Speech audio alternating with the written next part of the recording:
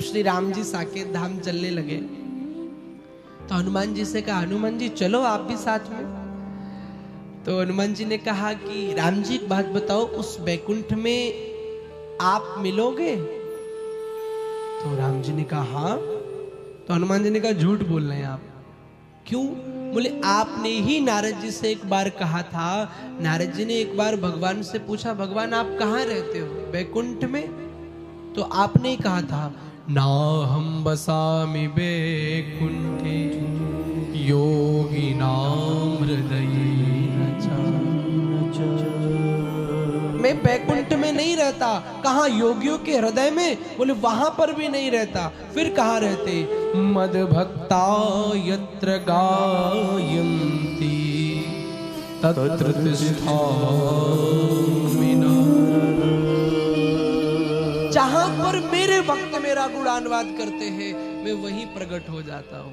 तो हनुमान जी ने कहा फिर झूठ बोल रहे आप कहाँ बैकुंठ में रहते?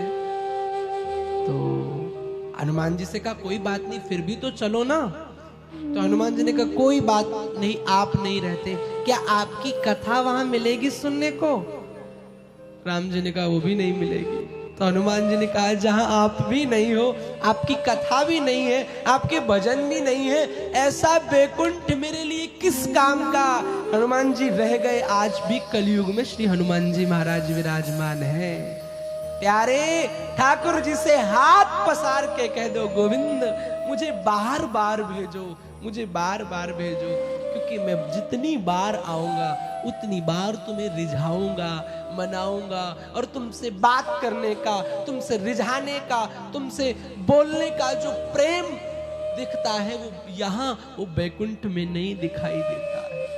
बार बार मन निर्मल करोगे तब काम चलेगा। यदि आपका मन निर्मल है, एक बहुत भगवान की बड़ी भक्ता हुई सखूबाई। तो सखूबाई भगवान पंडरीनाथ की बहुत बड़ी भक्त थी। महाराष्ट्र में पड़ता है पंडरीनाथ जी का मंदिर। तो नित्य प्रति विठल विठल विठल करती रहती।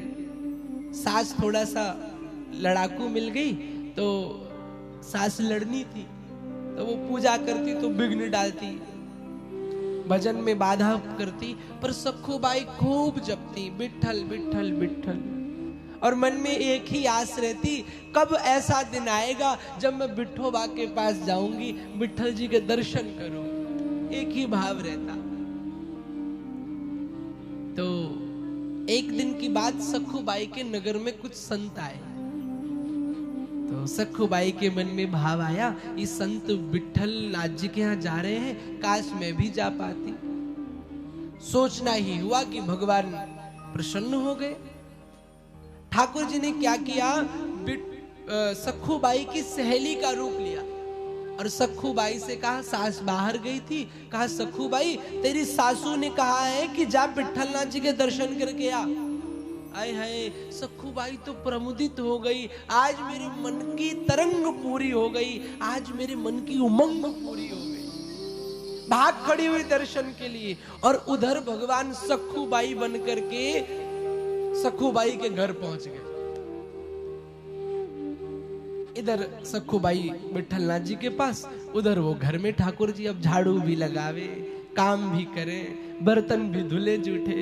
एक दिन तो हद हो गई, भगवान जो सखूबाई बने थे उसकी सास ने भगवान को पकड़ा और क्रोध में रस्सी से बांध दिया और भगवान बंधे भी रह गए। आए हाय,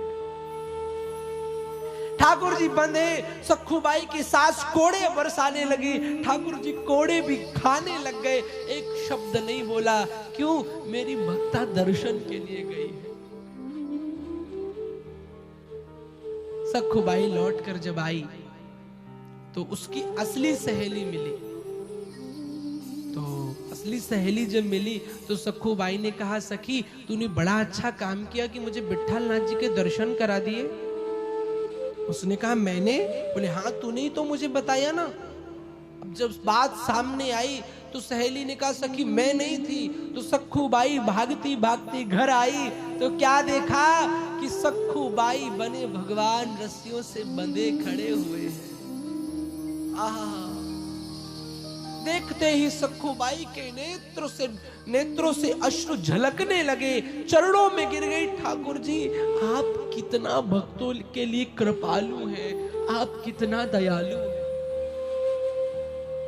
फटाफट से रस्सी खोली, सास ने देखा दो सखुबाई। ये कैसा नजारा, जैसे नेत्र भर के देखा, क्या देखा कि एक तरफ सखुबाई जो बने थे वो भगवान खड़े हो गए। आए हाय, सास की सब सुध बुध खो गई, चरणों में गिर गई। हे जगदीश, हे जगन्नाथ, मुझे क्षमा करना, चरणों में गिर गई। सखुबाई के नेत्रों से अश्रुधार बह रही है।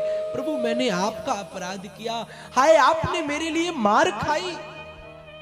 भगवान कहते हैं, देवी, एक बार जब मैं हाथ पकड़ता हूं ना, मैं संसार नहीं हूं जो तुमसे तुम्हारी बात, तुमसे तुम्हारी बात, हमसे हमारी बात, जो रिश्तों की वैल्यू नहीं समझते।